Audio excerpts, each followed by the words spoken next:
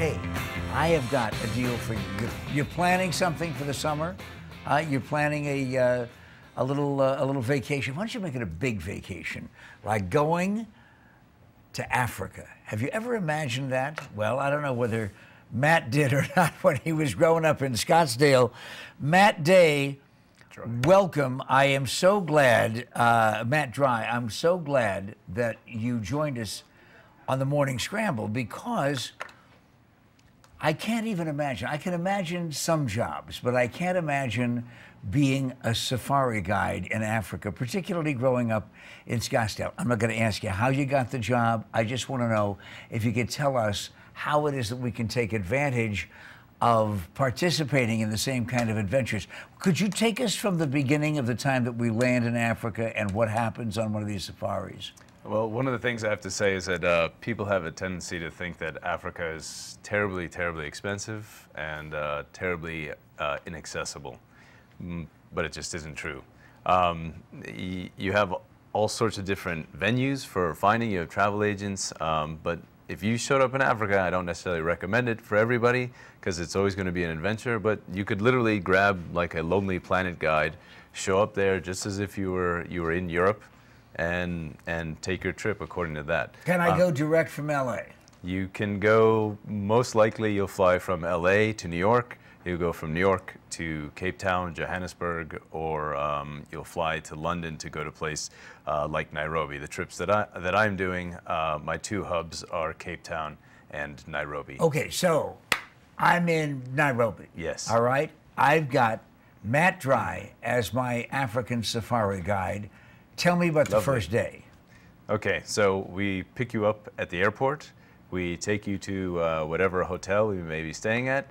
Depending what type of trip you do, if you're doing an overlanding trip with a bunch of people from all over the world, we have a pre-departure meeting where I tell you all the do's and don'ts of traveling on a truck with a number of people. Don't annoy the lions. I mean, I would imagine that would probably be one of the first rules, right? That is a wonderful rule, and one of the ones we definitely discuss. Am I going to see lions? I just keep thinking, as much as and this is one continent that I have not visited and have always wanted to. You must come. Everybody that I know that's gone, they always say the same thing. I can't wait until I get back.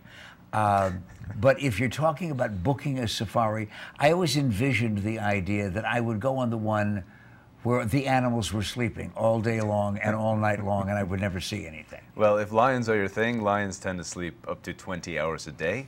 So to see them doing anything other than sleeping is really a wonderful, wonderful thing. The more safaring you do, the more animals you get to see, the more you see them doing things that are much more interesting than sleeping. Well, let's take a look at some of the things that Sure. we might be able to see on the official Matt Dry Safari. Ask for the Scottsdale guy. Listen, we haven't even gotten an answer on this one. Yes.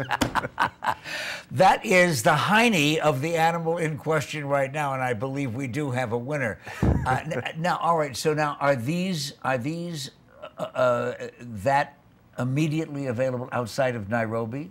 So, strangely enough, in the middle of Nairobi, one of the wonderful things about the city is right smack in the middle of the city is a game reserve. Really? Which is very accessible.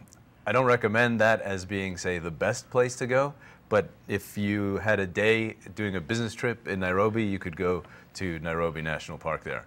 And as we continue to take a look at the associates of Matt Dry in Africa, oh, look, they woke up.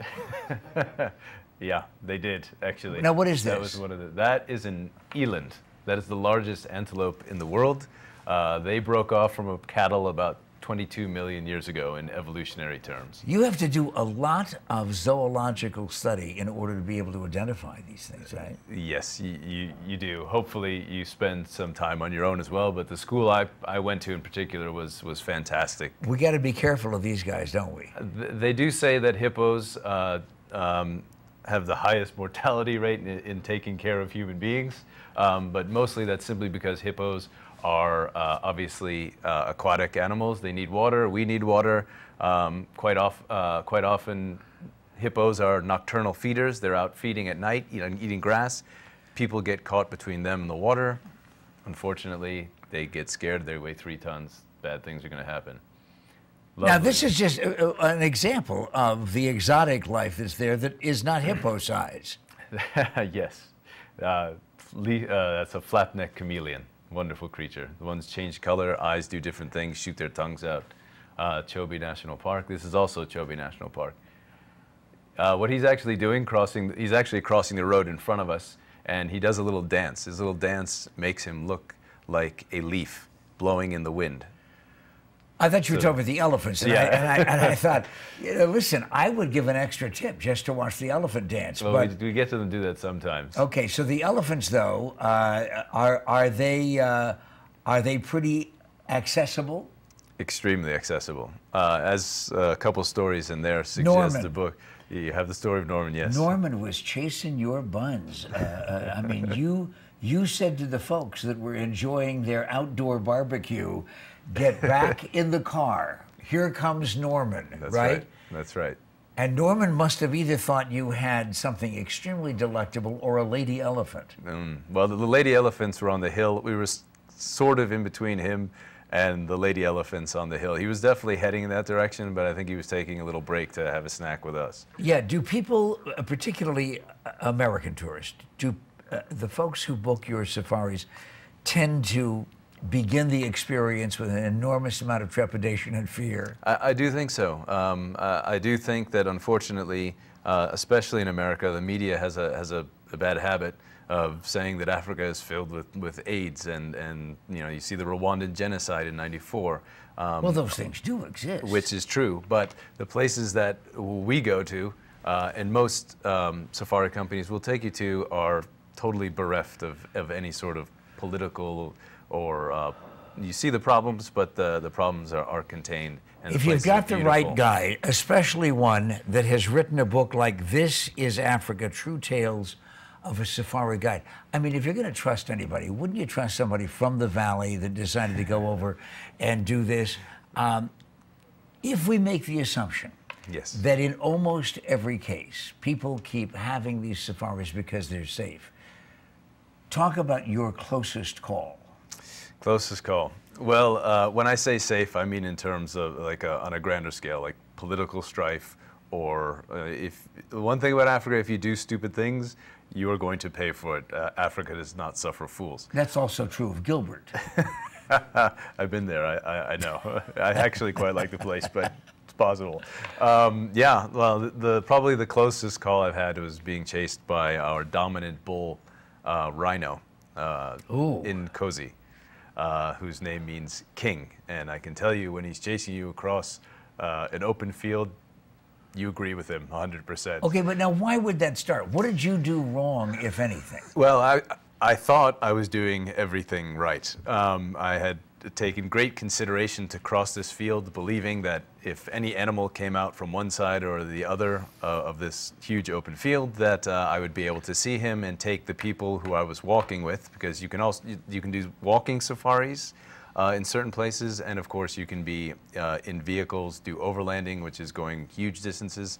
But walking safaris, you do have to carry a weapon. It's not for hunting, but just for protection in case situations like this happen.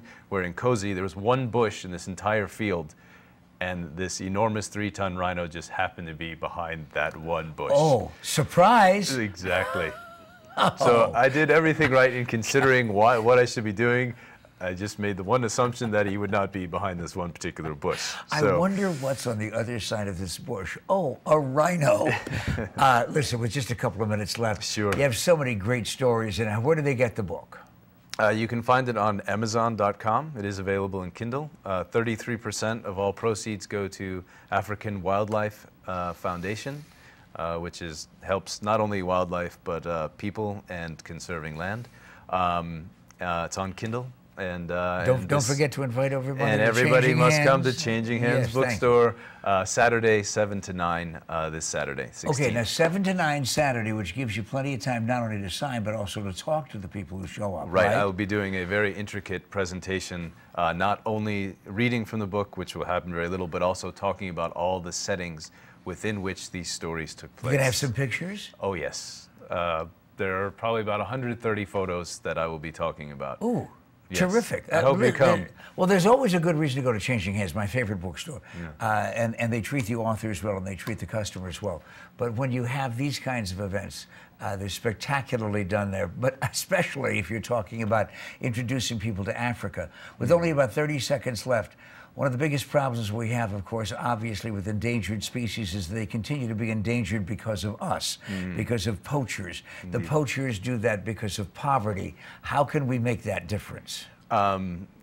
Creating awareness, of course. One thing I would like to say, Pat, is that quite often it's not about poverty. Actually, it's about greedy people in foreign lands wanting to make money off of things like rhino horn, which has no value whatsoever. It's a fingernail, but there are guys that make a lot of money selling it to people who believe it has medicinal value. So it's just making sure that people are aware of these things, because if we're not watching them, we're not visiting Africa, we're not seeing these animals, they're going to disappear. I have a feeling that that's part of your message on Saturday. Amen. At Changing Hands, my friends. What time again? 7 to 9. This is Africa. come. That is Matt Dry. And I can't think of a better place to be on Saturday evening than Changing Hands Bookstore. Hey, this is the Morning Scramble.